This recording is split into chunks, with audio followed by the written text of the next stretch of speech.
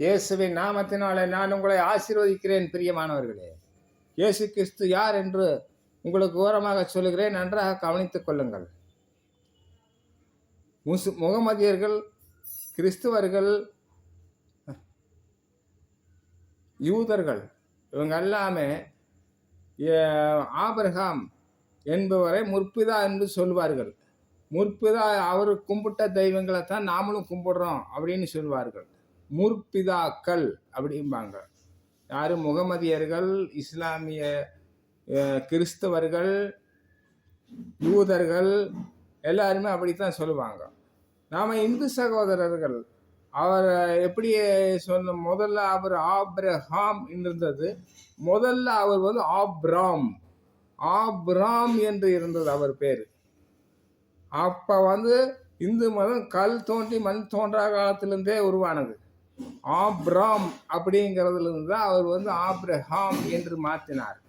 பிரியமானவர்களே, அவர் கும்பிடுகிற தெய்வம் தான் எங்கள் முற்பிதாக்கள் நாங்கள் கும்பிடுகிற தெய்வம் என்று சொல்லுகிறார்கள்.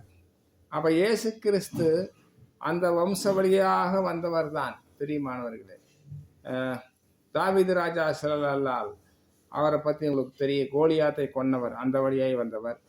அதே வழியில் தான் இயேசு கிறிஸ்து வந்தார்.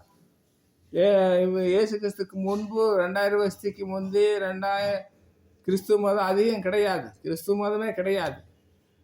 கொஞ்சம் வருஷத்தில் சீக்கிரமாக இவ்வளோ தூரம் வருதுன்னா அதில் தான் உண்மை இருக்கிறது, அன்பு இருக்கிறது, தயவு, நீடிய பொறுமை, சகிப்புத்தன்மை எல்லாம் இருக்கிறது, அற்புத அடையாளம் செய்கிறது, எல்லாம் இருக்கிறது. பிரியமானவர்களே, அதனால் இயேசு கிறிஸ்து இந்து சகோதரர்கள் சித்தர்கள் என்கிறார் இயேசு கிறிஸ்துவை. அவர் கடவுளிடத்திலிருந்து நேராக வந்தவர், ஜீவனுள்ள தேவனுடைய குமாரன் அவர் இயேசு கிறிஸ்து. அற்புதங்கள் செய்தார், மரித்தார், உயிரோடு எழுந்தார், இவ்வளவு செய்திருக்கிறார். பிரியமானவர்களே, சித்தர்கள் என்று சொல்லுகிறார்கள் சகோதரர்கள். ஆம், அவர் முக்கியமான சித்தர்கள், சரித்திரத்தில் இடம்பெற்ற சித்தர்.